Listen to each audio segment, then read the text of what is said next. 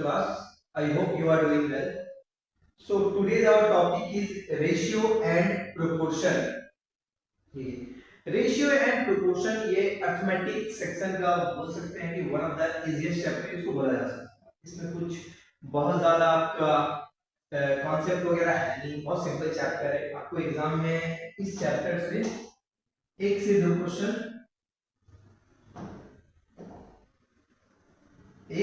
Question आपको देखने को मिल सकते हैं एग्जाम में। बहुत ही आसान चैप्टर है, ज्यादा कॉन्सेप्ट वगैरह नहीं, ठीक है। तो डायरेक्ट चलिए चैप्टर की तरफ शुरू करते हैं, आगे बढ़ते हैं। ओके, सबसे पहले हम डेफिनेशन देखते हैं कि रेशियो कहते हैं व्हाट इज रेशियो। यहाँ पे क्या बोल रहा है दादा, the comparative relation between two amount slash quantity. दो अमाउंट है या दो क्वांटिटी है, दो कोई भी दो चीजें, आप ऐसे समझिए कोई भी दो चीज है, उनके बीच का जो कंपैरेटिव रिलेशन है, जो कंपैरिजन करते हैं ना, जैसे दो लोग हैं, दो पर्सन है, पर्सन ए है और पर्सन बी है।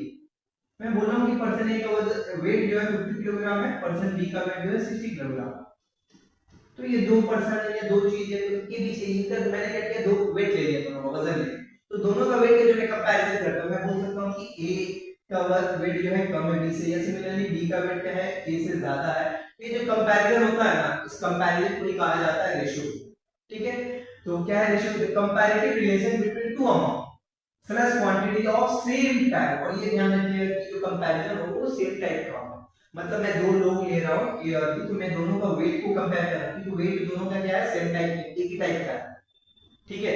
मैं एक ए का वेट और बी का एज का मैं रेशियो नहीं निकाल सकता, क्योंकि ये दोनों अलग अलग टाइप हो जाएंगे, ठीक है।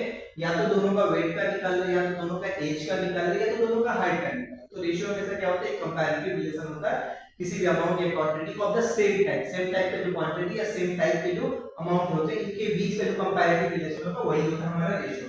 ओके, अब देखिए some important points to remember. अब चैप्टर में क्वेश्चन को सॉल्व करने से पहले कुछ इंपॉर्टेंट पॉइंट्स हैं, तो उन पॉइंट्स के बारे में हमको जानना जरूरी है, ठीक है। देखते हैं पॉइंट है, फर्स्ट पॉइंट जो हम देखते हैं, the ratio of two amounts is equal to a fraction.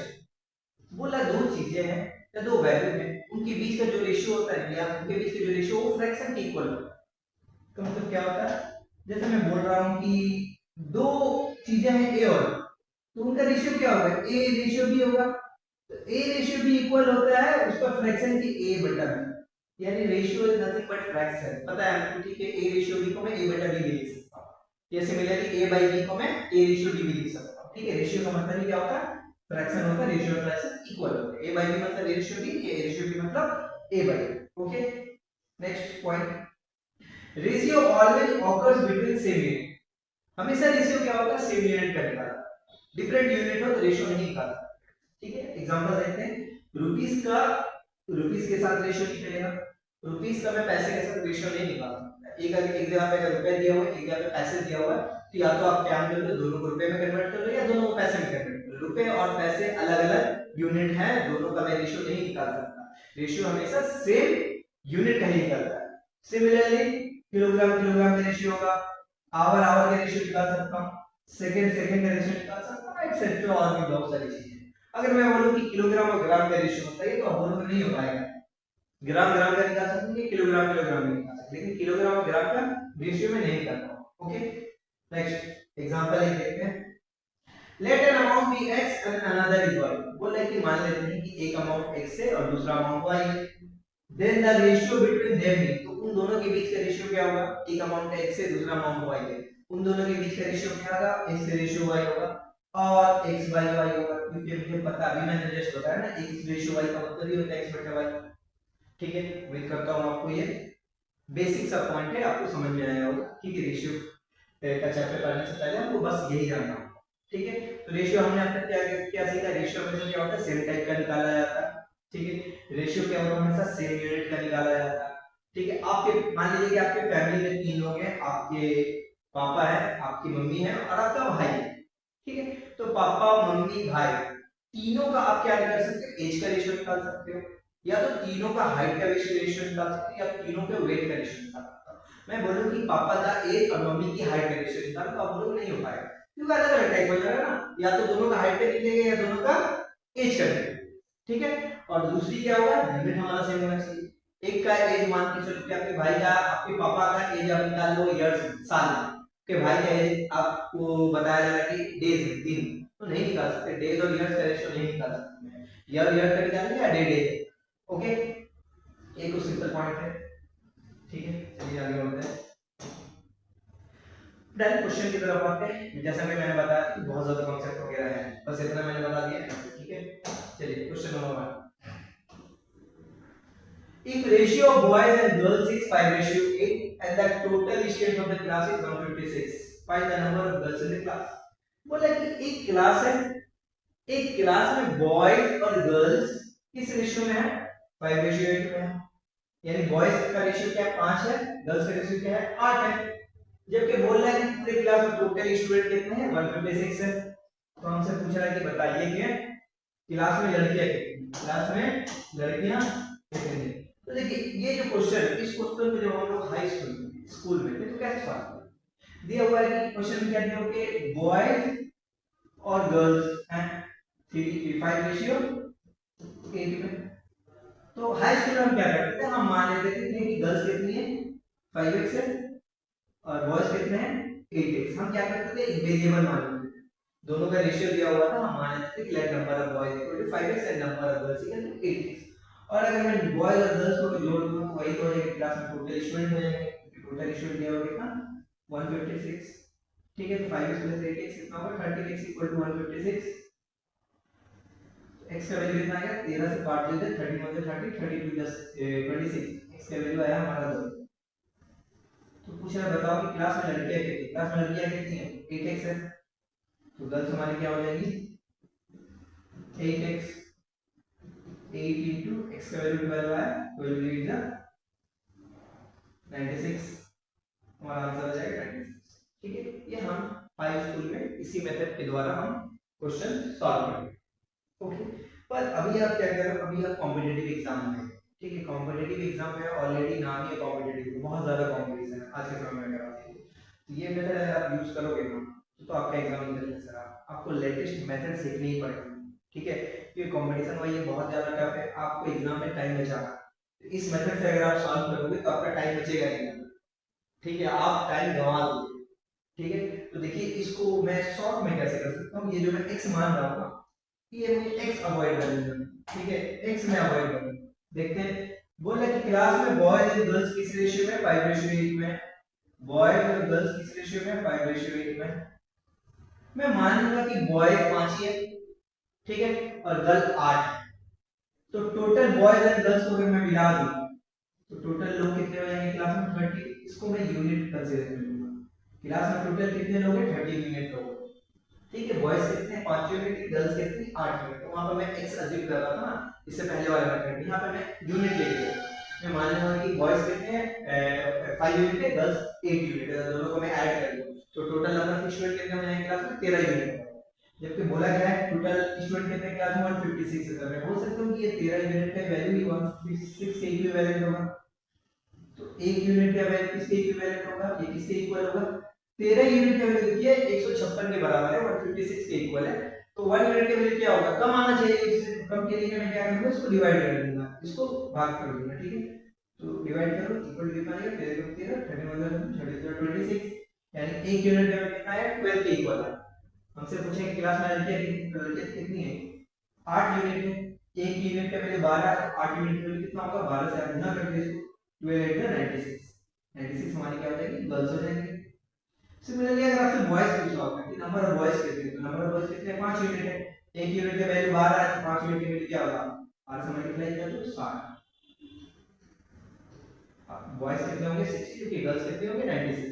तो ये मेथड हम क्या करेंगे, ये इसी मेथड के द्वारा हम क्वेश्चन सॉल्व करेंगे। ओके, x वगैरह को मानने की कोई जरूरत नहीं। उम्मीद करता हूं ये समझ में आया होगा आपको। चलिए आगे बढ़ते हैं, question number 2। A sum of rupees 2002 is divided among A, B and C in the ratio 3:4:6। बोला है कि 2002 रुपए मेरे पास है, 2002 रुपीस मेरे पास है। मैं क्या कर रहा हूँ, इस रुपए को 3 लोगों में A, B और C में 3 लोगों में मैं डिवाइड कर देता हूँ, 3 लोगों में मैं डिवाइड करता हूँ। किस रेशियो में, A को मैं दे रहा हूँ 3 यूनिट, B को दे रहा हूँ 4 यूनिट, सी को मैं दे रहा हूँ 6 यूनिट। ठीक है, ए को कितना रुपया दे रहा हूँ मैं, मान के चलो ऐसे मान लो ए को मैं 3 रुपया दे रहा हूँ, बी को मैं 4 रुपया दे रहा हूँ, सी को मैं 6 रुपया दे रहा हूँ। तो टोटल ए बी सी को मैं कितना रुपया दे रहा हूँ, देखो ए को 3, बी को 4, सी को 6, यानी टोटल अगर इन दोनों को मैं ऐड कर दूं तो तीनों को मिलाकर मैं टोटल 13 यूनिट दे रहा हूँ ना पैसे।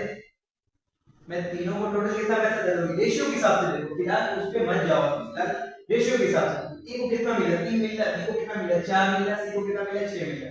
तो तीनों को जोड़ दो तो कितना आ रहा है, 13 आ रहा है, यानी तीनों को टोटल कितना मिला, 13 मिला, 30 यूनिट मिला। लेकिन क्वेश्चन में बोला है कि 2002 रुपए मिला। देखो ये आया हमारा वैल्यू रेशियो में, मतलब रेशियो के हिसाब से देखा जाए तो तीनों को मिलाकर टोटल 30 यूनिट ही दिया जा रहा है। ये तो रुपीस में देखा जाए तो 2002 रुपीस दिया जा रहा है, तो मैं बोल सकता हूं ना 30 यूनिट का वैल्यू 2002 के इक्वल होगा, 2002 रुपीस के इक्वल होगा। एक यूनिट का वैल्यू किसके इक्वल होगा, 2002 को मैं 30 से डिवाइड कर दूंगा, करो 13 1 13 7 आना 30 5 is 65 13 4 is 52। एक यूनिट का वैल्यू 154 रुपीस के इक्वल है। हमसे पूछ रहा है कि फाइनल से और बी को कितने रुपए मिलेंगे, ये पूछ रहा है। तो बी को कितना मिलेगा, 4 यूनिट मिल रहा है। एक यूनिट का वैल्यू कितना 154 है, तो 4 यूनिट को मल्टीप्लाई कर दो, गुणा कर दो, करोगे तो कितना आएगा 660 रुपीस, जो कि ऑप्शन नंबर ए। बहुत आसान। सिमिलरली अगर आपको ए पूछ देता तो 154 को 3 से मल्टीप्लाई कर दो, आपको बी का वैल्यू पूछ देता, ये सी को कितने रुपए मिल रहे हैं, तो 154 का 6 से मल्टीप्लाई। ठीक है, ये आपको समझ में आ रहा है कि एक यूनिट का वैल्यू कितना है, 154 रुपीस के इक्वल है। तो 4 यूनिट का वैल्यू क्या होगा, ऑब्वियसली क्या होगा, ज्यादा होगा ना। हम सिर्फ एक यूनिट का हमको वैल्यू निकालना है, बाकी जितना यूनिट का वैल्यू पूछेगा उससे मल्टीप्लाई कर दो, आपको आंसर आएगा। जैसे क्या होता था कि अभी भी हम लोग जाते हैं बाजार वगैरह करने, मार्केट करने जाते हैं ना, ग्रोसरीज वगैरह लाने। मान लो कि आप कोई ग्रोसरी स्टोर में, ठीक है, ग्रोसरी स्टोर में गए, आपको अंडे ले, ठीक है, आपने अंडे पूछे दुकानदार से कि अंडे कैसे दिए, उसने कहा कि 5 का तो उसने कहा कि 5 अंडे 20 रुपए, ठीक है, 5 अंडे की प्राइस कितनी है, 20 रुपए। तो एक अंडे, लेकिन आपको अंडे कितने देंगे, आपको 8 अंडे देंगे। 5 एग की प्राइस कितनी है, 20 रुपीस है। आप गए हो बाजार, आपको 8 एग खरीदने हैं, आपको कितने एग खरीदने हैं, 8। तो आपने दुकानदार से पूछा कि एक अंडे की कीमत कितना होगा, ठीक है, दुकानदार ने एक का बताया नहीं, आपको सिर्फ बताया 5 अंडे, तो 5 अंडे का प्राइस 20 रुपीस, तो एक का प्राइस कितना होगा, कम होना चाहिए। कम के लिए क्या करेंगे, डिवाइड करेंगे, यानी एक अंडे का प्राइस आएगा 4 रुपया। तो 8 अंडे का प्राइस कितना होगा, 8 अंडे का प्राइस कितना होगा, 8 से 4 से मल्टीप्लाई कर दो ना, 8 अंडे का प्राइस कितना होगा, एक अंडे का प्राइस 4 है, तो 8 अंडे का प्राइस कितना होगा, 32 हो जाएगा। बस मुझे एक अंडे का प्राइस, बाकी जितना का निकालना हो, 12 अंडे का प्राइस कितना होगा, 12 से मल्टीप्लाई करो, 15 अंडे का प्राइस कितना होगा, 15 से मल्टीप्लाई करो, 20 एग का प्राइस कितना होगा, 20 से मल्टीप्लाई करो, बस एक को निकाल दो वैल्यू, उसके बाद जितना दे उससे मल्टीप्लाई करो। सिमिलरली मैंने क्या किया है कि एक यूनिट की वैल्यू 154 है, तो 4 यूनिट की वैल्यू क्या होगा, 154 को 4 से मल्टीप्लाई कर दो, हो गया आंसर। आगे आते हैं क्वेश्चन नंबर 3 के। If A ratio B equal to 3 ratio 2, find 5A plus 2B ratio 3A plus 4। चलिए देखते हैं A ratio B। A ratio B का मतलब मैं बोल सकता हूँ कि A by B equal to 3 by 2, ये वैल्यू को दिया हुआ है। पूछा क्या किसका वैल्यू निकालना है, मुझसे पूछा कि 5A plus 2B divided by 3A plus 4B। Ratio का मतलब फ्रैक्शन होता है, इसका वैल्यू मुझसे पूछा कि कितना B इक्वल होगा। ठीक, देखिए क्वेश्चन को ध्यान रखिए। आप यहाँ पर ये जिसका वैल्यू निकालने को दिया उसको ध्यान से देखिए। ऊपर में देखिए a का पावर कितना है, 1 है, नीचे में भी कितना है, a का पावर 1 है। ऊपर में b का पावर 1 है, जबकि नीचे में b का पावर 1 है। ठीक है, तो जब भी ऐसा क्वेश्चन जहां पर ऊपर नीचे a और b का पावर 1, b का पावर जो इक्वल हो, a और b का पावर इक्वल हो, सेम हो, उस केस में जब भी ऐसा वैल्यू हमसे निकालने को पूछा और ये वैल्यू दिया हो तो उस केस में डालेगा, मान लो कि a का वैल्यू 3 है, b का वैल्यू 2 है। ठीक है, a और b का वैल्यू ऊपर नीचे अगर इक्वल, मतलब अगर 1 है तो इधर भी 1 होगा, 2 है तो इधर भी 2 हो, इक्वल अगर होगा तो इस केस में ये जो वैल्यू दिया हुआ है a by b = 3/2, तो a का वैल्यू डायरेक्ट मान लो 3।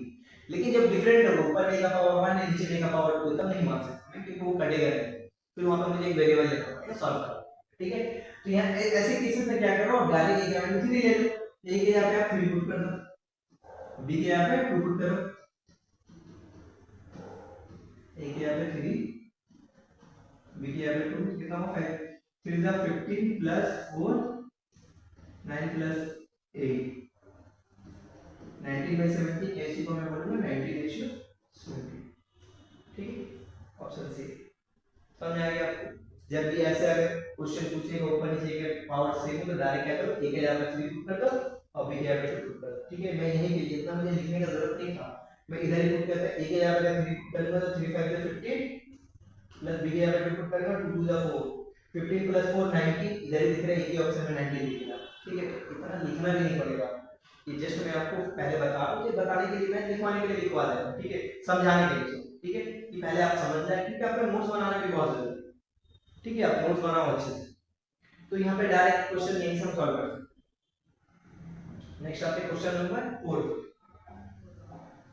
If a ratio b equal to 3:2:3, तो पूछ रहा है कि find 5a plus 3b ratio 6a minus 2। यहाँ पे देखिए a और b का पावर ऊपर नीचे दोनों सेम है, मतलब 1 1 है, तो डायरेक्ट आप क्या मान लोगे, a by b equal to कितना दिया हुआ 2/3 दिया हुआ, a के यहाँ पे मैं 2 ले लूंगा, b के यहाँ पे मैं 3 ले लूंगा, पुट करो, a के यहाँ पे इधर मैं 2 पुट करता हूँ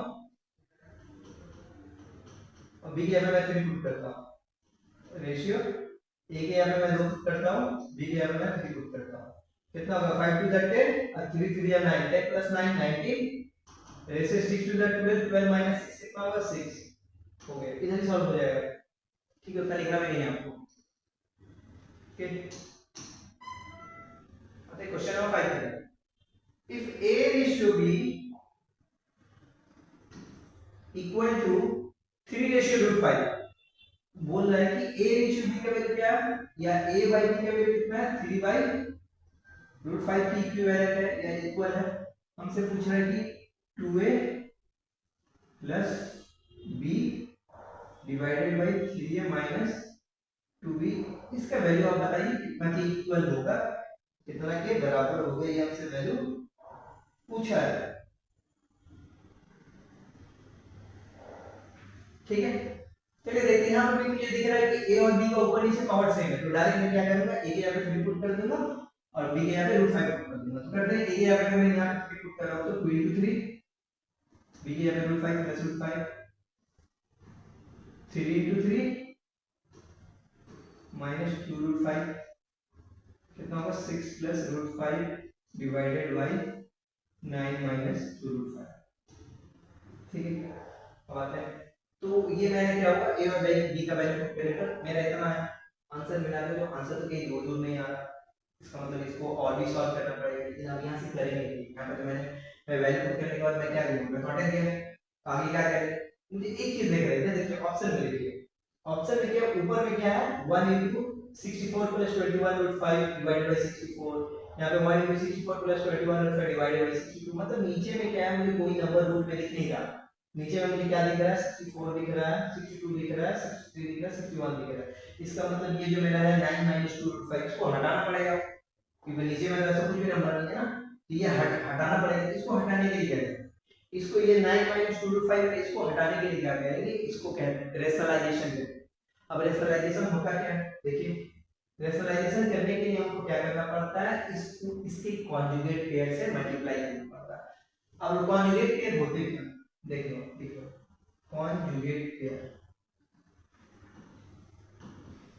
कॉन्जुगेट पेयर देखिए, तो कॉन्जुगेट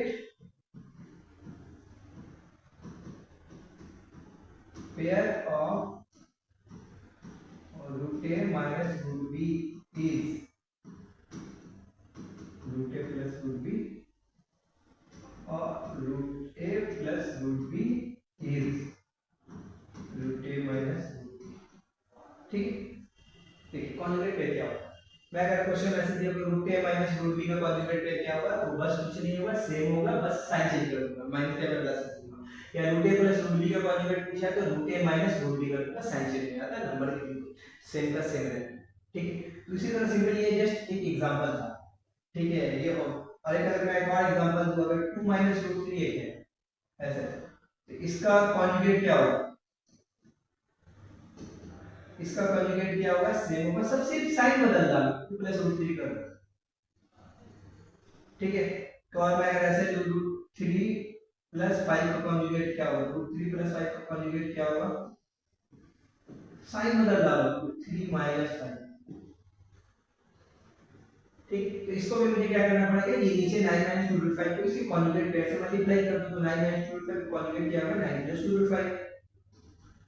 अब लेकिन यहाँ पे ये रेशियो तो नीचे में तो करना गलत है ना, तो ऊपर में भी करना पड़ेगा ताकि हमारा रेशियो में कुछ चेंजेस ना आए, ये दोनों कट जाए, ठीक है। अब देखिए फायदा क्या होगा कॉन्जुगेट पेयर से मल्टीप्लाई करने का, इसको मैं मल्टीप्लाई करता हूं ऊपर में, 6 into 9 करता हूं तो 54 प्लस 6 into 2 रूट 5 करता हूं तो 12 रूट 5, रूट 5 को 9 से मल्टीप्लाई करता हूं तो 9 रूट 5, तो रूट 5 को 2 रूट 5 से मल्टीप्लाई करता हूं, आपको याद होना चाहिए, देखिए रूट 5 को अगर मैं रूट 5 से मल्टीप्लाई करूंगा तो 5 आएगा, सिमिलरली रूट 2 को रूट 2 से मल्टीप्लाई करने पर 2 आता है, ठीक है।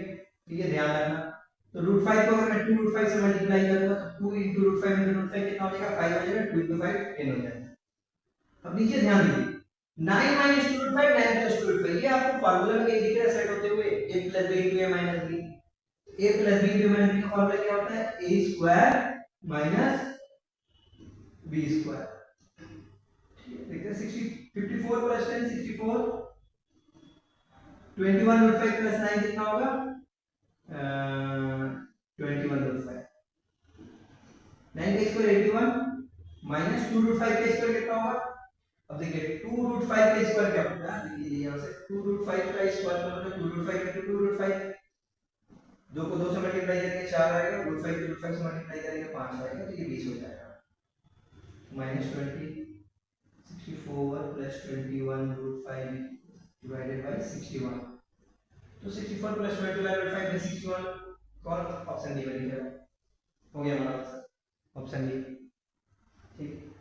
अब देखिए एक चीज अगर आप गौर करोगे, इधर ध्यान दोगे अगर आप एक चीज, तो इधर क्या है ना, 64 प्लस 21 रूट 5 सब में कॉमन है, और नीचे अगर देखो डिनोमिनेटर में 64 62 63 61 सब डिफरेंट है, डिस्टिंक्ट है, अलग अलग है, ठीक है।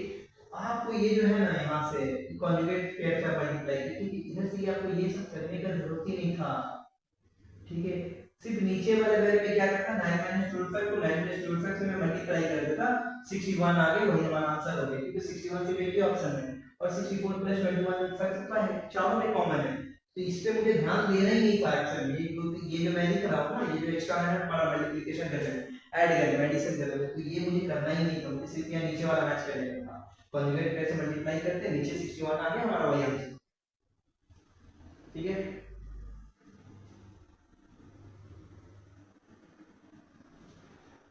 उम्मीद करता हूँ समझ में आया होगा आपको, आगे बढ़ते हैं question number 6, if 5x plus 2y ratio 10x plus 3y equal to 5:9, तो पूछा कि हमको बताइए कि 2x square plus 3y square और x square plus 9x के इसके वैल्यू क्या होगा, 2x square plus 3y square divided by 4x square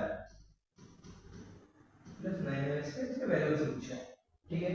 अब इधर आते हैं, बाकी इधर देखिए यहाँ पे डायरेक्ट 9x और y का वैल्यू नहीं दिया हुआ, इधर हमको वैल्यू दिया हुआ 5x plus 2y divided by 10x plus 3y, इसका वैल्यू किसके इक्वल दिया, 5/9, ठीक है। हमें x और y की वैल्यू नहीं दी, x और y की वैल्यू ज्यादा, x रेशो y है तो डायरेक्ट वैल्यू पुट कर दो, क्योंकि ऊपर नीचे दोनों हो जाएगा पावर साइन x और y, ठीक है। तो देखते हैं क्या कर सकते हैं, तो यहाँ पे एक काम करो, क्रॉस मल्टीप्लिकेशन करो, यहाँ पे आप क्या करो, क्रॉस मल्टीप्लिकेशन करो, 5 को 10x plus 3y से मल्टीप्लाई करो और 9 को इससे मल्टीप्लाई करो, ठीक है। तो मैं 5 को 10x से मल्टीप्लाई करता हूं तो कितना होगा, 50x,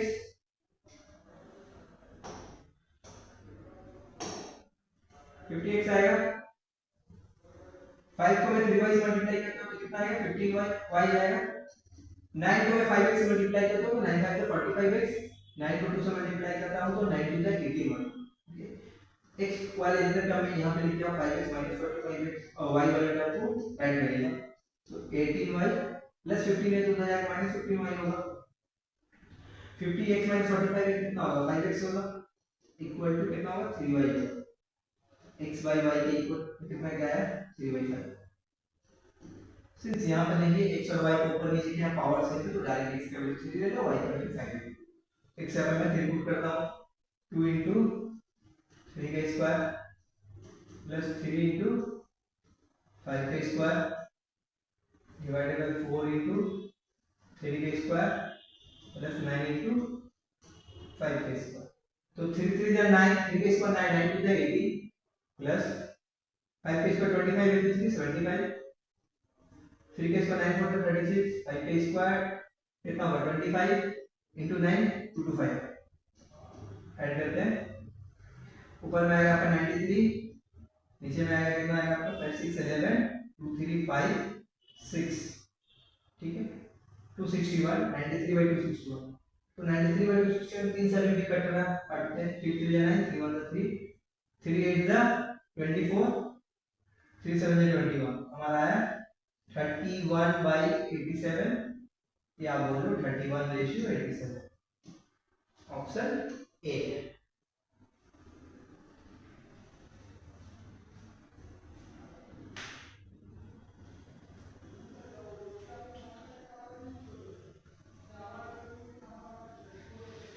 आगे देखते हैं क्वेश्चन नंबर 7। क्वेश्चन नंबर 7 में दिया हुआ है if a ratio b equal to 2 ratio 3 and b ratio c equal to 4 ratio 5 find a ratio b ratio c।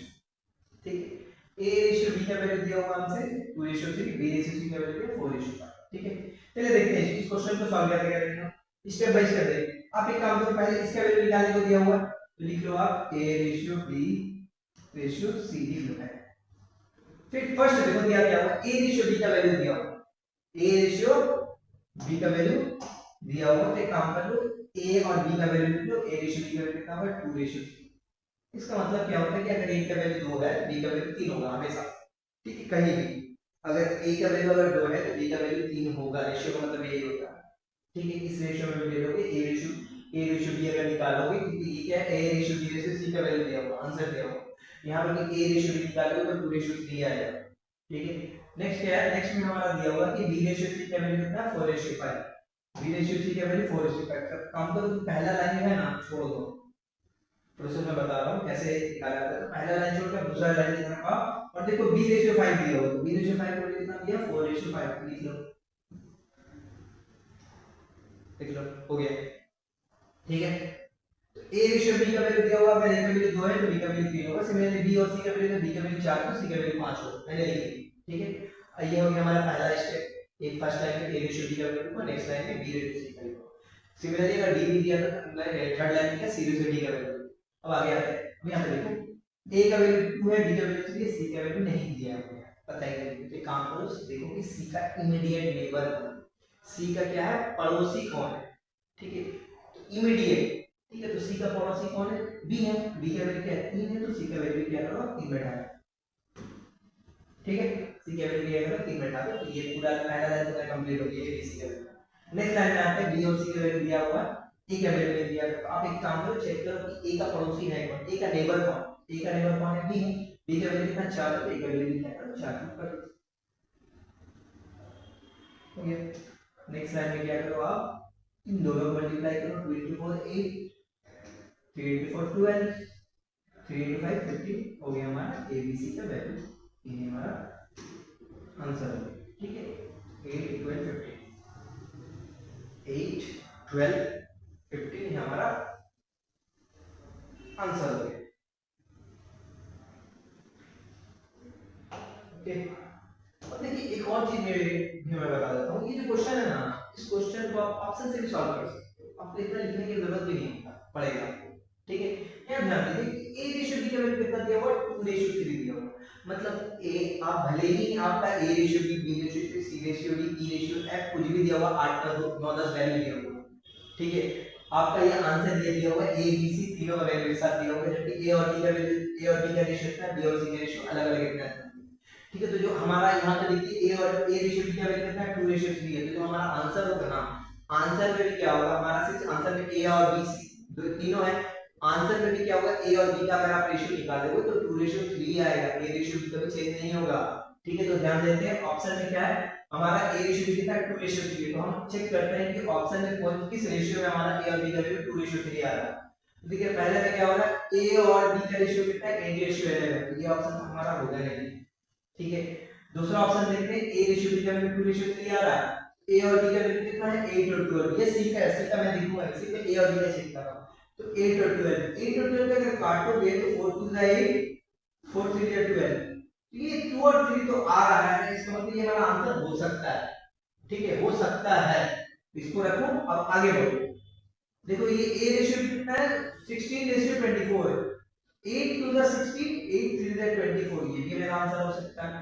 और ये तो हमारा आंसर 5 6 हो गया, ये मेरा आंसर नहीं होगा। तो मेरा तो क्या होगा, मैं दो ऑप्शन में फंस गया, क्योंकि दो ऑप्शन में क्या हो रहा है, ए और बी का रेशियो क्या आ रहा है, 2:3 आ रहा है, तो दोनों तो आंसर नहीं हो सकते। जब भी ऐसे अगर आप अटक जाओ, ए रेशियो अगर एक ही आ रहा है, ए रेशियो में 2:3 अगर एक ही ऑप्शन में आया तो वो करेक्ट हो जाएगा, बस खत्म, मेरा काम बच गया।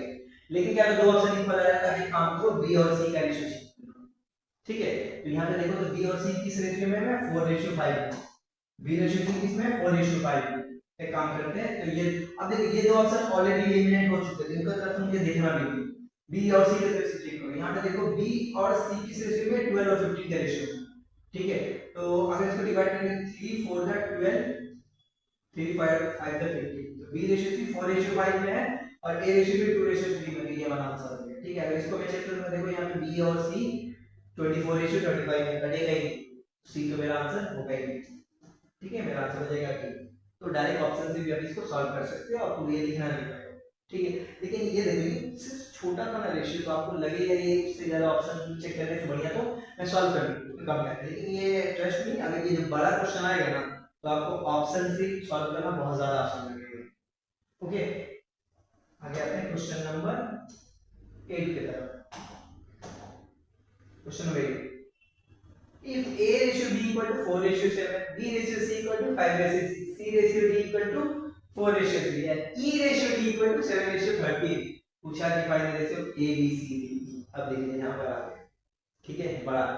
तो आते हैं, चलिए A रेशियो D का वैल्यू दिया होगा, A B C D E, ये हमसे पूछा है, इन पांचों का हमसे रेशियो पूछा है। आते हैं, पहले देते ए रेशियो बी का वैल्यू कितना, 4:7, देख लो। अब क्या करो, पहला लाइन छोड़ दो, दूसरा लाइन में क्या दिया होगा, बी रेशियो सी 5:6, पहला लाइन छोड़ दो, दूसरा लाइन में 5:6 बैठाओ, बी रेशियो सी की जगह पे, हो गया मेरा।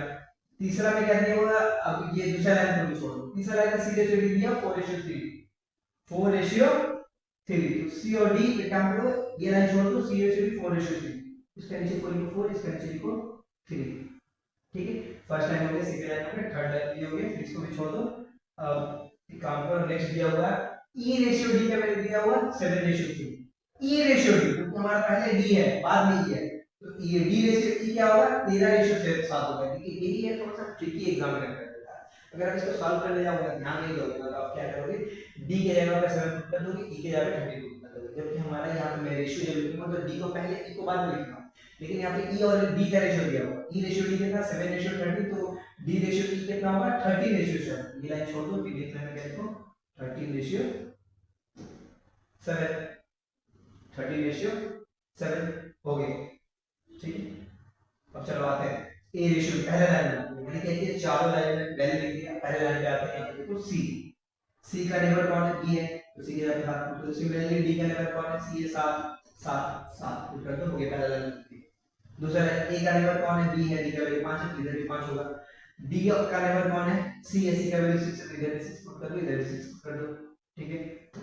नेक्स्ट ए और बी का नेबर कौन है, ए है, बी सी है, 4 पुट कर दो, ए का नेबर बी है, 4 पुट कर दो, ठीक है।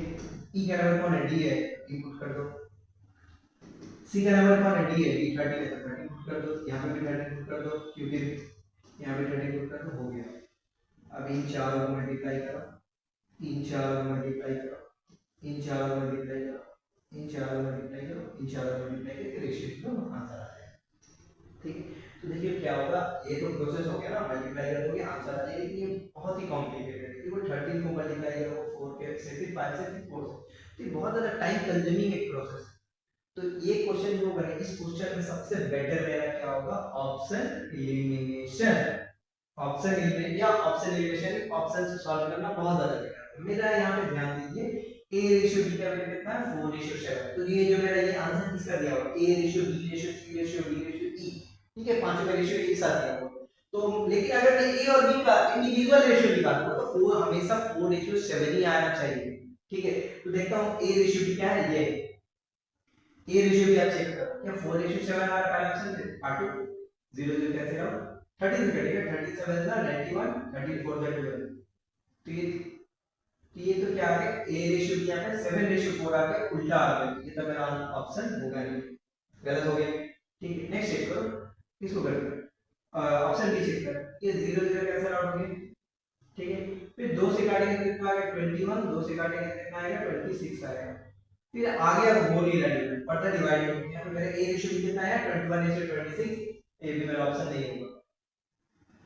नेक्स्ट आ गया इस रेशियो में आते हैं, तो ये तो 819 देखिए, अगर ये तो सब प्राइम नंबर है, कटेगा नहीं पता आपको, या 9 से कटेगा, सॉरी हां 9 से कटेगा, 9 इन द 81, 9 इन द 1 13, ठीक है।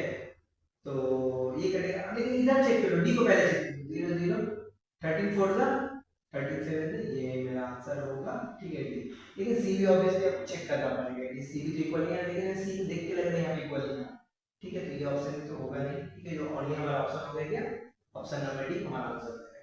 देखिए तो यहाँ पे क्या हुआ कि ऑप्शन से सॉल्व करना कितना हमारे लिए आसान हो, जब इधर ही अगर मैं सॉल्व करूंगा इधर पूरा तो बहुत ज्यादा मेरा टाइम कंज्यूमिंग होगा, बहुत ज्यादा टाइम टेकिंग हो जाएगा, तो इसको आप अवॉइड करो, ऑप्शन से सॉल्व करोगे ज्यादा टाइम, ठीक है।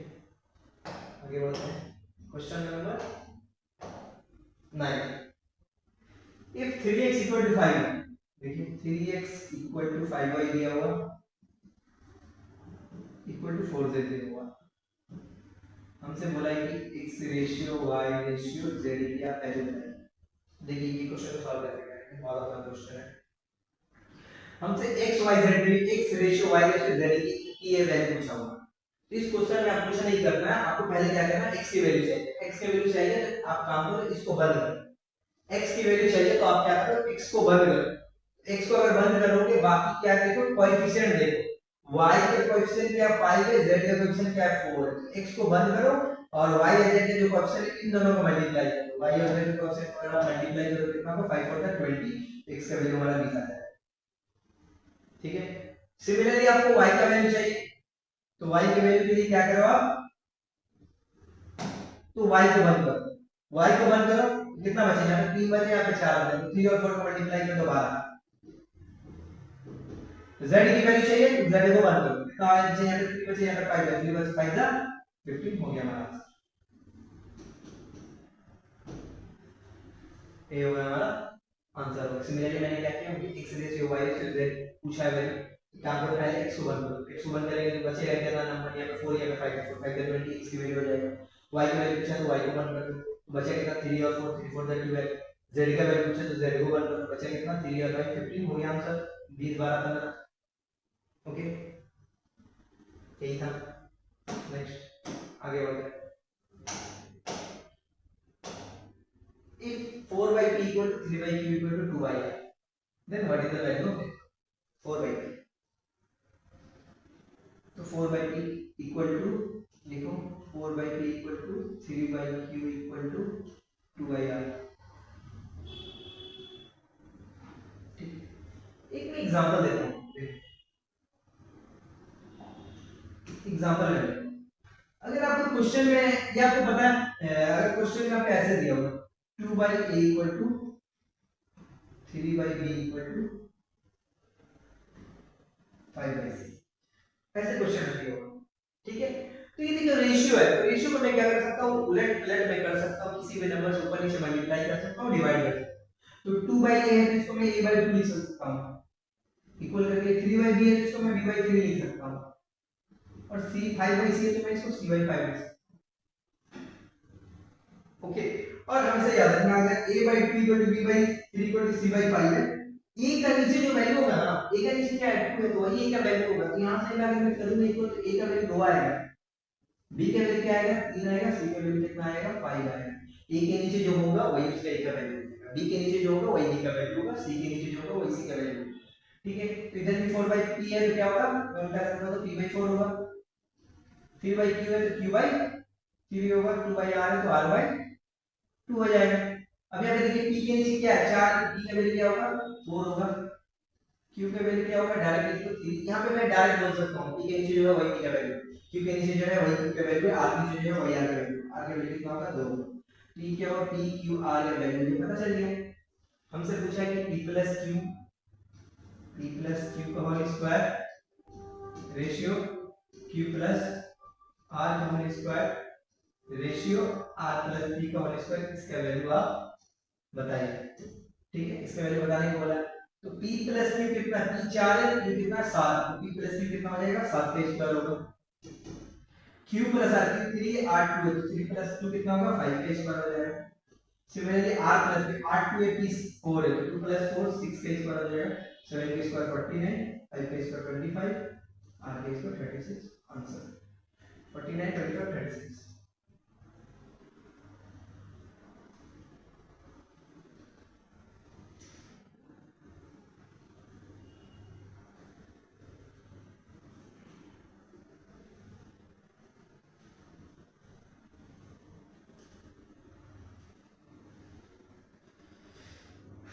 आगे बढ़ते हैं क्वेश्चन नंबर 11।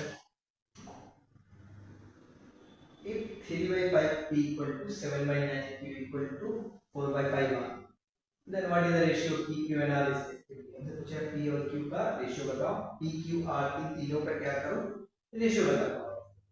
ठीक है, देखते हैं 3 by 5 p है तो मैं इसको ऐसे भी लिख सकता हूँ 3p by 5 मल्टीप्लाई कर दो ना इक्वल टू 7 by 9 तो 7q by r लिख सकता हूँ 4 r by 5।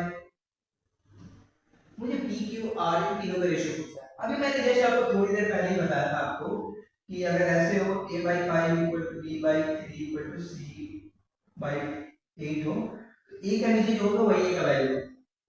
ठीक है, तो यहाँ पे देखिए p का हमसे p q r का वैल्यू पूछो, p का नीचे क्या 5, क्या p का वैल्यू 5 होगा नहीं, यहाँ पे p तो ऊपर में 3 भी है तो उस 3 को पहले हटाना पड़ेगा, फिर जो आएगा वही क्या होगा हमारा नीचे में वो वैल्यू है। ठीक है, p का वैल्यू हो जाएगा। देखिए इधर मैं तो मेरे जो अभी काम रहेगा ना ऊपर में क्या करना पड़ेगा कि 374 को हटाना है। 374 को अगर ऊपर में हटा दूंगा तो नीचे में जो वैल्यू आएगा वही क्या हो जाएगा हमारा p q r का वैल्यू होगा। मैंने गलती से लिख दिया, यहाँ कितना होगा 7q by 7 by 9q 9 लिख दो। तो मेरा काम क्या है इधर 3 7 और 4 को हटाना। 3 7 4 को कैसे हटाऊं, तो देखिए 3 7 4 को हटाने के लिए एक काम करो आप एलसीएम ले लो,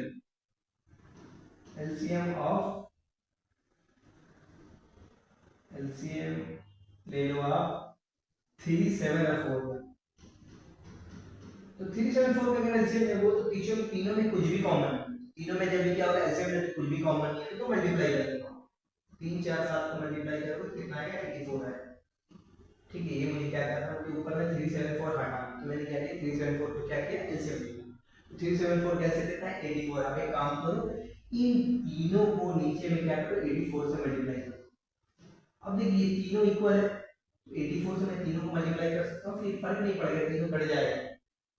ठीक है, अभी मैंने मल्टीप्लाई 80 मैंने एलसीएम लिया इसलिए लिया 374 का क्योंकि ये 3 से क्या होगा 84 कट जाएगा, 7 से क्या हो जाएगा 84 कट जाएगा, 4 से क्या होगा 84 कट जाएगा। अब देखते हैं 3 2 6 3 8 24 7 से काट के 7 7 7 2 40 4 से काट के 4 2 8 और 1 4 तो बचा कितना p बाय नीचे कितना हो जाएगा 5 into 28 5 into 28 कितना बचेगा 140 हो जाएगा।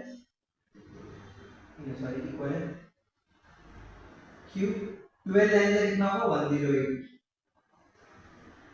r बाय 5 into 21 कितना होगा 105। ठीक है, तो ऊपर में क्या होगा 3 7 और 4 हट गया, हमने क्या किया इन तीनों का एलसीएम ले ले, एलसीएम लेके तीनों से क्या किया डिवाइड कर दिया। ठीक है, नीचे में क्या किया मल्टीप्लाई हो गया। अब देखिए मैंने अभी जस्ट बताया कि p का जो नीचे कितना 140 है तो p का वैल्यू भी हमारा 140 होगा। तो हमसे पूछा कि p q r का रेशियो बताइए, p का वैल्यू कितना होगा 140, q का वैल्यू कितना होगा 108, r का वैल्यू कितना होगा 105, ये हमारा आंसर है 148 10 140 108 105।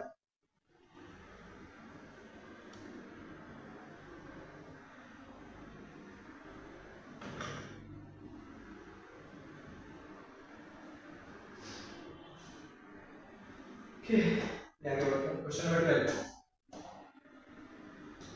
Three numbers are in the ratio of 1/2, 2/3, 3/4. The difference between the greatest and the smallest number is 27. बोला कि तीन नंबर का हमको रेशियो लेना है. रेशियो क्या क्या है देखिए 1/2, 2/3, 3/4. तीन नंबर के रेशियो ये है. हमेशा क्या होता है कि तीन नंबर के रेशियो होती है वो 1/2, 2/3, 3/4. हमको रेशियो क्या करो आप इसको होल नंबर कन्वर्ट करो. रेशियो यहाँ पे दिया हुआ फ्रैक्शन में दिया हुआ रेशियो को आप होल नंबर में कन्वर्ट करो. ये जो रेशियो है इसको फ्रैक्शन हटाने के लिए यहाँ पे क्या करना पड़ेगा 2 3 4 इसको हटाना पड़ेगा. 2 3 4 कैसे हटाएं तो सिंपली कुछ ना करो एलसीएम ले लो. एलसीएम ले लो आप एलसीएम ऑफ 2 3 4. तो 2 3 4 का एलसीएम लोगे तो 12 आएगा निकाल लो. ठीक है तो 2 3 4 हमको डिनोमिनेटर पार्ट हटाना है क्योंकि हमको होल नंबर चाहिए फ्रैक्शन नहीं चाहिए. तो मैंने क्या किया डिनोमिनेटर में जो जो नंबर थे उनका एलसीएम ले लिया. तो 12 आया. सबको क्या करो 12 से मल्टीप्लाई कर दो ऊपर में. ठीक है कुछ फर्क नहीं पड़ेगा क्योंकि रेशियो अल्टीमेट में कट ही जाना. 2 से इसको काटोगे 2 6 दा 3 से इसको काटोगे 3 4 दा 4 से इसको काटेंगे 4 3 दा कितना है ऊपर में आया 6 8 9. देखिए कन्वर्ट कर लिया है. ए बी सी तीनों का रेशियो क्या दिया था फ्रैक्शन में दिया हुआ था. मैंने कन्वर्ट करके होल नंबर में कर दिया. ए कितना है 6 से बी कितना है 18 सी कितना है 9. यहां से मुझे क्या मिला ए बी सी का वैल्यू मिली. यहां से मुझे ए रेशियो बी रेशियो 6 8 9 मिला. यहां से मुझे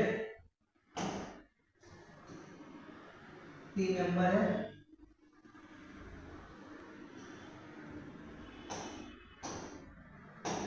छोड़ो 6 8 9 तीन नंबर है. तीनों का होल नंबर मुझे रेशियो अब आ गया है. if the difference between the greatest and the small. अब देखिए ये तीन रेशियो 6 8 9. सबसे बड़ा नंबर कौन है बोलोगे आप 9 है. सबसे छोटा नंबर कौन है सबसे छोटा नंबर 6 है. तो यहाँ पे क्या बोला सबसे बड़ा नंबर सबसे छोटा नंबर के बीच का जो डिफरेंस है वो 27. लेकिन यहाँ पे देखिए सबसे बड़ा नंबर 9 है. सबसे बड़ा नंबर सबसे छोटा नंबर 6 है. तो बड़े और छोटे नंबर के बीच का डिफरेंस कितना आएगा 3 आएगा. 9 और 6 का डिफरेंस यहाँ पर तो मेरा 3 आया. लेकिन क्वेश्चन में क्या बोलता है 3 यूनिट लिख लो. इन क्वेश्चन में बोला कि 27 वाला. तो बोल सकता हूँ कि 3 यूनिट का वैल्यू भी 27 के इक्विवेलेंट होगा. एक यूनिट के वैल्यू इसके इक्वल होगा. 27 को अगर मैं 3 से डिवाइड कर देता हूं कितना आएगा एक यूनिट का मतलब 9 होगा. ओके नेक्स्ट क्या बोला द स्मॉलेस्ट नंबर. बोला कि सबसे छोटा नंबर कौन है वो बताइए. सबसे छोटा नंबर कौन है. क्या बताइए सबसे छोटा नंबर कितना है 6 है. ठीक है एक यूनिट के वैल्यू हमें मैंने कितना निकाला 9 निकाला ना. 6 यूनिट के वैल्यू कितना होगा 9 से गुणा कर दो 9 से मल्टीप्लाई कर दो 9 से 54 आंसर. ठीक है 9 6 54.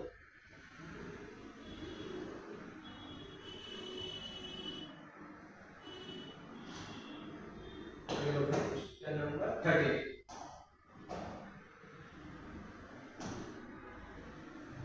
क्वेश्चन नंबर 30 देखिए compound ratio of inverse ratio. ध्यान दीजिए ये कंपाउंड रेशियो होता है इनवर्स क्या होता है दोनों अलग. इनवर्स का मतलब तो आपको समझ में आएगा. इनवर्स मतलब उल्टा होता है. ठीक है जैसे मैं बोलूं कि inverse of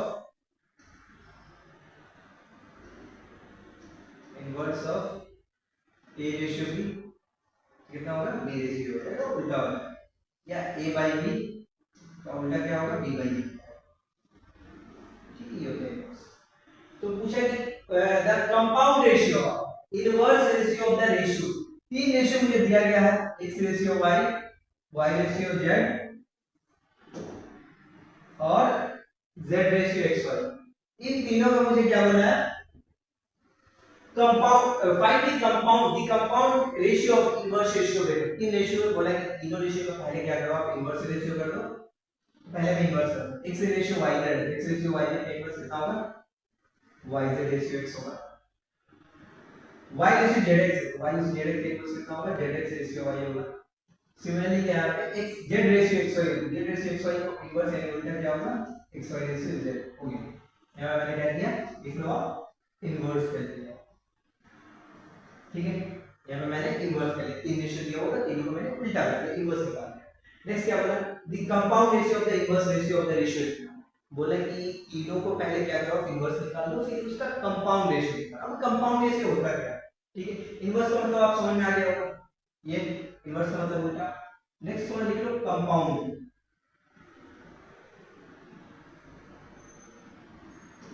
compound ratio of, लिख लो A ratio B, C ratio D, E ratio. अगर ऐसे बोले कि ए बी सी डी ये का कंपाउंड निकाल तो कुछ नहीं होगा, कंपाउंड मतलब फ्रैक्शन में कन्वर्ट करके मल्टीप्लाई करें,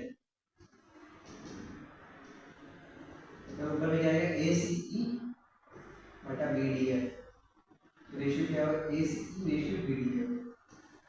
ठीक है, कंपाउंड मतलब फ्रैक्शन में कन्वर्ट करके मल्टीप्लाई करें। पहले मैंने क्वेश्चन में बोला हुआ था कि आप इनवर्स का कंपाउंडिंग कर, मैंने इनवर्स कर लिया, हम इसमें कंपाउंड कर देते। कंपाउंड में क्या करेंगे, फ्रैक्शन में कन्वर्ट करो, y बटा x और मल्टीप्लाई करो zx बटा y,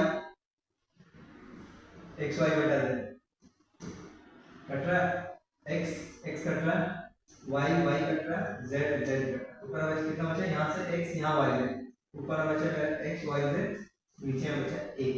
आंसर कितना होगा x y z ratio 1, x y z ratio 1 option D. ठीक है, कंपाउंड का मतलब क्या होता है, कंपाउंड रेशियो का मतलब होता है सिंपली क्या करो उस रेशियो को फ्रैक्शन में कन्वर्ट करके सबको मल्टीप्लाई करो तो कंपाउंड मिल जाएगा। और इनवर्स का मतलब क्या होता है, रेशियो का उल्टा करो। तो हम मुझे बोला था कि पहले इनवर्स करो बाद में कंपाउंड करो, इसलिए मैंने पहले कहा कि इनवर्स करके बाद में कंपाउंड। ठीक है, पहले कंपाउंड करो बाद में इनवर्स करो, एक ही बात है। ठीक है, आगे बढ़ते हैं क्वेश्चन नंबर 40।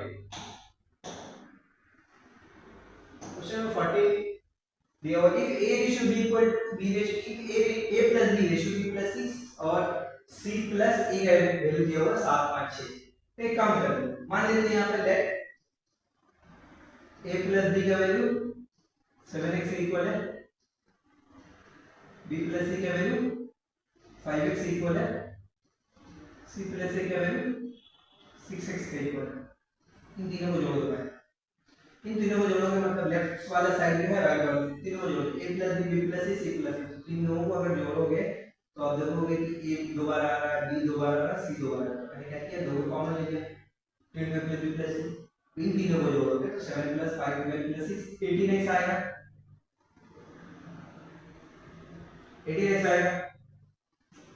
ठीक है, तो a plus b plus c को कितना आ गया, 9x आएगा, a plus b plus c को कितना होगा 9x आएगा। अब हमारा देखिए तो a plus b plus c के वैल्यू ऑलरेडी क्वेश्चन दिया हुआ 27 के इक्वल, क्योंकि यहां मैंने निकाला है a plus b plus c के वैल्यू कितना है 9x के इक्वल है, तो मैं बोल सकता हूं कि 9x का मतलब 27 होगा। x का वैल्यू कितना आ जाएगा, तो यहां से 3 आ जाएगा। ठीक है, x का वैल्यू अगर 3 आ गया फिर मेरे यहां पे क्या होगा, देखो a प्लस b का वैल्यू क्या होगा, a प्लस b का वैल्यू 7x है ना, 3x का वैल्यू 3 है, तो 3 को 7 से मल्टीप्लाई करोगे तो 21 हो गया। b प्लस c का वैल्यू कितना आ जाएगा 15 होगा, c प्लस a का वैल्यू कितना हो जाएगा 18 हो जाएगा, जबकि a plus b plus c का वैल्यू कितना 27 है। ठीक है, हो गया। अभी आपसे ध्यान देना, देखो a plus b plus c का वैल्यू कितना है 27 है, जबकि a प्लस b का वैल्यू कितना है 21। यहाँ पे अगर मैं a प्लस b के जगह पर मैं 21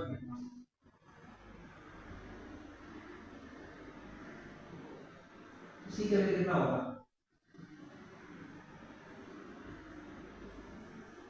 c का वैल्यू 6 आ जाएगा। a प्लस b का वैल्यू क्या है 21 है, तो मैंने क्या किया, सिंपली कुछ नहीं किया, a प्लस b की जगह पे 21 पुट कर दिया, तो c कितना हो गया 21 उधर से जाएगा 6 हो जाएगा। ठीक, सिमिलरली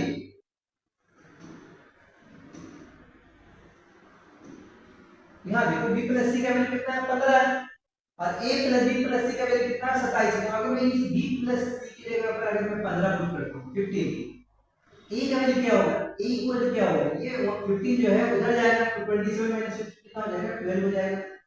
a का ये वैल्यू निकल गया, मुझे क्या हुआ a का वैल्यू निकल गया और c का वैल्यू भी निकल गया। अब आते हैं तीसरा बचा अपन b बचा, b का वैल्यू क्या होगा, मुझे ये ध्यान रखना तो a b c तीनों को जोड़ने पर कितना आएगा, तीनों का ऐड करने पर आएगा 27 आएगा, जबकि a और c तीनों दोनों का ऐड करने पर कितना है 18 आएगा। ऑब्वियसली b का वैल्यू कितना होगा 7 होगा, वो तीनों को जोड़ने पर 27 आना चाहिए, तीनों को जोड़ने तो 27 आना चाहिए, सॉरी यहाँ पे b का वैल्यू कितना होगा 9 होगा। अभी क्या होगा तीनों को ऐड करने पे 27 आएगा। देखो ना c का वैल्यू 6 है, a का वैल्यू 2 है, 6 प्लस 18 18 प्लस 9 होगा, तभी देखिए कितना होगा तीनों 27 आएगा। इस तरह मुझे क्या होगा a b c तीनों वैल्यू पता चल गया। तो हमसे पूछा कि 1 बाई a 1 बाई b और 1 बाई c का वैल्यू, तो 1 by a ratio 1 by b ratio 1 by c का वैल्यू पूछा होगा। तो 1 a का वैल्यू कितना है यहाँ पे, a का वैल्यू मेरा 12 है, b का वैल्यू कितना 9 है, c का वैल्यू कितना 6 है। ये वैल्यू दिया हुआ है, आंसर आप देखिए तो क्या बोल रहा हूं। तो मैंने आपको जस्ट बताया था आंसर बोलना मतलब, तो इसका मतलब क्या डिनोमिनेटर वाला जो पार्ट है उसको हटाना पड़ेगा। तो डिनोमिनेटर वाला पार्ट को हटाने के लिए क्या करो आप 12 9 6 का एलसीएम ले लो, एलसीएम ले लो, एलसीएम ऑफ 12 9 6 लोगे तो कितना आएगा 36 आएगा। ठीक है, तो काम को ऊपर में सबको 36 से मल्टीप्लाई करो, 12 3 जा 9 4 जा 6 तो मेरा आंसर कितना है 3 4 6 3:4:6 ऑप्शन नंबर डी हमारा आंसर 3:4:6। ये थोड़ा अच्छा लेवल का क्वेश्चन है, एग्जाम में आया हुआ है, सीजीएल का प्रीलिम्स में एग्जाम, ये प्रीलिम्स से सॉरी मेंस में आया था। मुझे ध्यान नहीं है कौन सी ईयर में होगा, लेकिन ये मैंने प्रीवियस ऐसे ही क्वेश्चन बनाया था। ठीक है, एक बार मैं इसको फिर से एक्सप्लेन करता हूं। यहाँ पे क्वेश्चन में मुझे दिया हुआ है कि a + b ratio b + c ratio c + a का वैल्यू दिया 7:5:6। मैंने क्या किया था a + b का वैल्यू मान लिया था 7x है, b + c का वैल्यू मान लिया था 5x है और c + a का वैल्यू मान लिया था 6x है। तीनों को ऐड किया तो into a + b + c = 18x आ गया, a + b + c = कितना हुआ 9x। अब देखिए तो a + b + c का वैल्यू ऑलरेडी मुझे 27 दिया हुआ है, यहां पे मैंने निकाला a + b + c का वैल्यू कितना 9x है, इसका मतलब 9x होगा 27 के इक्वल होगा। तो 9x का वैल्यू 27 है, x का वैल्यू कितना होगा 9 से डिवाइड करेंगे 3 है। यहाँ पे a + b + c का a + b का वैल्यू कितना 7x है, a + b का वैल्यू कितना होगा x से 3 गुणा तो 21, similar b + c 15, c + a 6, c + a 18 हो जाएगा। और जबकि a + b + c का वैल्यू ऑलरेडी 27 दिया होगा। अब अगर मैं क्या करता हूँ इस इक्वेशन में a + b + c में अगर मैं a + b का वैल्यू 21 पुट करता हूँ तो c का वैल्यू 6 आएगा, b + c का वैल्यू 15 पुट करता हूँ तो c का वैल्यू कितना आएगा 12 आएगा। ठीक है, और ये a + b + c मतलब c + a का वैल्यू अगर मैं 18 पुट कर दूंगा तो b का वैल्यू क्या आएगा 9 आएगा, या तीनों को ऐड करके 27 आएगा। बस a b c का इंडिविजुअल वैल्यू पता चल गया, मैंने पुट किया जैसे भी आंसर आ गया। ओके, आगे बढ़ते हैं। अब देखिए थोड़ा डिफरेंट टाइप का क्वेश्चन है। सबसे पहले मैं क्या कर रहा था रेशियो का जो बेसिक लेवल का ही क्वेश्चन था, ये थोड़ा अच्छा क्वेश्चन है, तो ध्यान दीजिए। Two vessel contain milk and water in the ratio 7:5 and 7:1। दो वेसल है, वेसल का मतलब क्या होता है बर्तन होता है। ठीक है, दो बर्तन है, दो वेसल है, उन दोनों वेसल में क्या है कुछ मिक्सचर है। मिक्सचर किसका मिल्क और वाटर। ठीक है, मिल्क और वाटर। मैं मान फर्स्ट वेसल लेता हूं, फर्स्ट वेसल में क्या है मिल्क है और वाटर। फर्स्ट वेसल मिल्क कितना 7 है, वाटर कितना 5 है। सिमिलरली मैं सेकंड वेसल में आता हूं, सेकंड वेसल में मिल्क कितना है 7 है, वाटर कितना 9 है। ठीक है, पहला वेसल दो बर्तन है। ठीक है, ये दो बर्तन है, दोनों में क्या मिल्क और वाटर है, मिल्क और वाटर।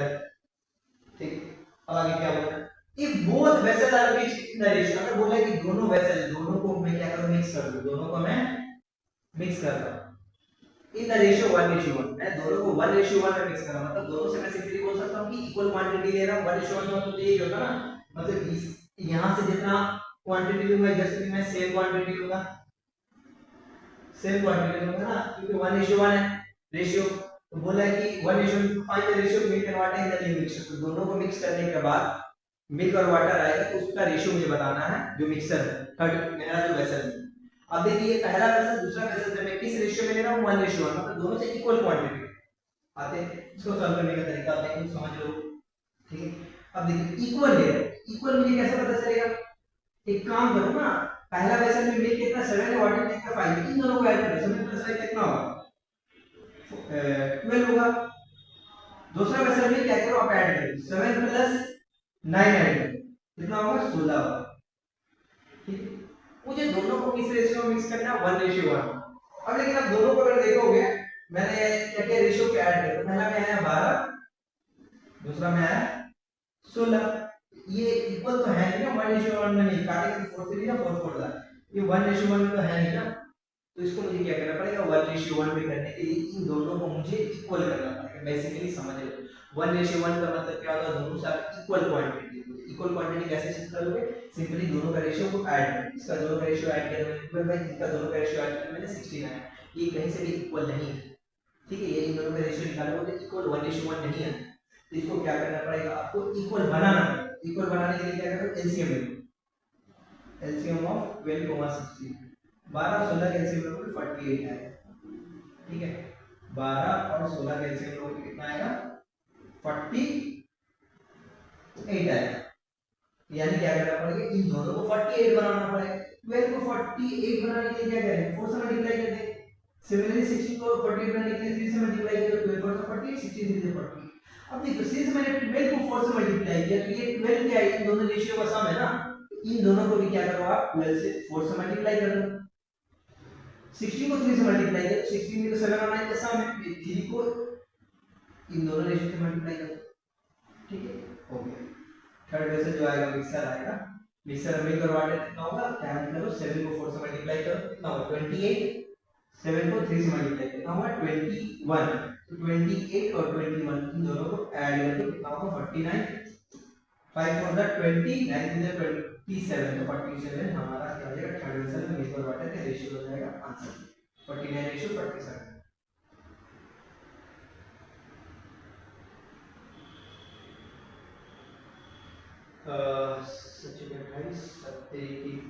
ये ऑप्शन थोड़ा रॉन्ग है, ठीक है, 49:47 होगा, 49:47 होगा।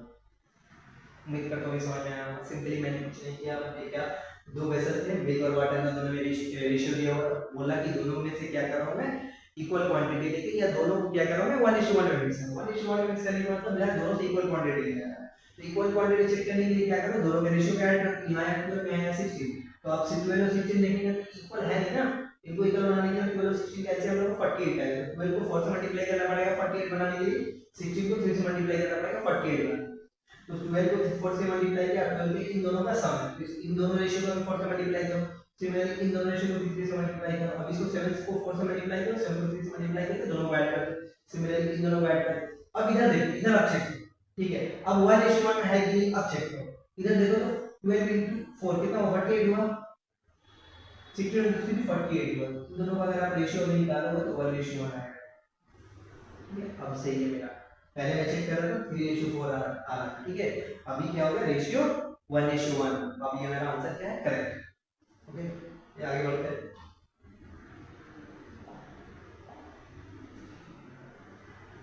क्वेश्चन नंबर 16 आते हैं। Two vessels A and B contains a mixture of milk and water in the ratio 4:5 and 5:1। मैं बोल रहा है कि भाई दो वेसल है मेरा, एक वेसल है A नाम है, A में क्या है मिल्क और वाटर है, B में भी क्या है मेरा मिल्क और वाटर है, A में मिल्क और वाटर किस रेशियो में है 4:5 में, B में क्या मिल्क और वाटर 5:1 में, ओके। नेक्स्ट क्या बोला, if both the vessel are mixed in the ratio 5:2, बोला कि अगर दोनों वेसल को मैं 5:2 में मिक्स कर दूं, ठीक है, दोनों वेसल को मैं 5:2 में मिक्स करूं, पूछ रहे तो बताओ कि मिल्क एंड वाटर का रेशियो क्या होगा नए वाले मिक्सचर मिक्स करने के बाद। देखो इससे पहले वाले क्वेश्चन में क्या कर रहा था, दोनों मिक्सर को यानी दोनों वेसल को क्या कर रहा था 1:1 में मिक्स कर रहा था, तो 1:1 में मैंने क्या किया निकालने के लिए दोनों को पहले ही किया, लेकिन इधर क्या बोल रहा है कि दोनों को 5:2 में मिक्स कर रहा है, 5:2 में कैसे मिक्स करेंगे, देखो प्रोसेस का जानो, तो सबसे पहले एक काम करो, इसको प्रोसेस वही होगा, सबसे पहले दोनों का रेशियो का सम करो, 4 + 5 9, 5 + 1 6, ठीक है, पहले रेशियो को क्या करो सम करो, 9 आया 6 आया, हमको बोला है कि 5:2 में मिक्स करने के लिए, तो 5:2 में मिक्स करने से पहले आपको क्या करना पड़ेगा, दोनों का क्या करना पड़ेगा, दोनों का रेशियो इक्वल करना पड़ेगा, ठीक है, दोनों का पहले काम करो, पहला प्रोसेस दोनों का रेशियो इक्वल करो, यहाँ पे 9 यहाँ पे 6 है, दोनों इक्वल करो, इक्वल करने के लिए पता है आपको क्या करना पड़ेगा, इसे लेना पड़ेगा एलसीएम ऑफ 9 और 6, 9 और 6 का एलसीएम कितना आएगा 36 आएगा, ठीक है, तो क्या करेंगे हम इसको 9 को 4 से मल्टीप्लाई करेंगे और 6 को 6 से मल्टीप्लाई करेंगे, सॉरी 9 और 6 का एलसीएम तो 18 ही होगा ना, हाँ यार दो ध्यान 18 हो जाएगा। तो 9 को 2 से मल्टीप्लाई करो, 6 को 3 से मल्टीप्लाई करो, ठीक है। अब देखिए ये भी 18 ये भी 18, मुझे क्या करना है 5:2 में मिक्स करना है। 5:2 में मिक्स करने से पहले आप पहले 1:1 में कन्वर्ट करें। तो आप देखो यहाँ पे 1:1 में कन्वर्ट करने के लिए रेशियो का सम करने के बाद दोनों के एलसीएम लेके मैंने क्या किया इक्वल कर दिया, मल्टीप्लाई कर दिया। तो 18 आया एलसीएम, तो 9 को 2 से मल्टीप्लाई करेंगे, 6 को 3 से मल्टीप्लाई करेंगे, दोनों क्या हो जाएगा 18 हो जाएगा। अब अगर आप चेक करोगे तो ऊपर वाला भी 18 है नीचे वाला भी 18 है, तो क्या होगा हमारा 1:1 हो गया, ठीक है। 1:1 में जैसे ही कन्वर्ट हो गया, अब क्या बोला नेक्स्ट आपको लेके मिक्स करना है किसमें, अल्टीमेटली 5:2 में। यानी काम करो पहले रेशियो को 5 से मल्टीप्लाई करो, दूसरे वाले रेशियो को 2 से मल्टीप्लाई करो, ठीक है। अब आप इधर चेक करो, इधर मैं बाद में आता हूं, इधर चेक करता हूं। इधर कितना हो 90 है, 18 5 है 90, 6 6 जा 80, 80 टू 36। इधर आप चेक कर लो, 18 5 है 90, 80 टू 36, 5:2 हो गया। नेक्स्ट 5:2, तो 5:2 को मिक्स करने से पहले सबसे पहले 1:1 में कन्वर्ट करो, फिर ऊपर वाले को 5 में रेशियो में करना, तो 5 से मल्टीप्लाई करो और नीचे में क्या 2 से मल्टीप्लाई करो, हो गया। अब अल्टीमेटली अब आते हैं पहले की फर्स्ट, देखो रेशियो ऑलरेडी क्या था 4:5 था यानी 9 था। मैंने क्या किया इसमें टोटल 5 और 2 यानी इन दोनों से 10 से मल्टीप्लाई किया, तो 10 से मल्टीप्लाई किया मैंने 9 को, तो 9 के इन दोनों का सम है, तो 10 से क्या करना पड़ेगा इन दोनों को भी मल्टीप्लाई करना पड़ेगा, ठीक है। सिमिलरली इधर आते हैं, ओरिजिनल रेशियो जो था उसका सम कितना था 6 था, मैंने क्या किया पहले 3 से मल्टीप्लाई किया 1:1 में कन्वर्ट करने के लिए, फिर 2 से मल्टीप्लाई यानी मैंने टोटल कितना से मल्टीप्लाई किया 6 से मल्टीप्लाई, तो इसको भी क्या करना पड़ेगा, तो टोटल 6 से मल्टीप्लाई करना पड़ेगा, हो गया। इनको मल्टीप्लाई कर 4 into 10 कितना होगा 40, 5 into 6 कितना होगा 30, 40 प्लस 30 कितना होगा 70, 5 into 10 कितना होगा 50, 6 into 1 कितना होगा 6, 50 plus 6 कितना होगा 56, ओके। ये अभी भी कट करते हैं 14 से कट कर 14 5 जा 70, 14 4 जा 60, हमारा आंसर कितना होगा 5:6, 5:4 सॉरी 5:4 जो कि ऑप्शन नंबर हमारा बी है, 5:4 ऑप्शन नंबर बी, ठीक। उम्मीद करता हूँ कि आपको समझ में आया, ठीक है। देखिए रेशियो जो था रेशियो का मैंने फिलहाल इतना ही रखा हुआ है, क्वेश्चन नंबर 16 तक यही है रेशियो का बेसिक, और जो भी इंपॉर्टेंट क्वेश्चन है वो मैंने आपको करा दिया, ठीक है। तो रेशियो क्लास यहीं तक रखते हैं, नेक्स्ट क्लास में प्रोपोर्शन के बारे में, ठीक है। प्रोपोर्शन क्या होता है, तो रेशियो और प्रोपोर्शन दोनों अलग अलग होते हैं, एक साथ नहीं पढ़े।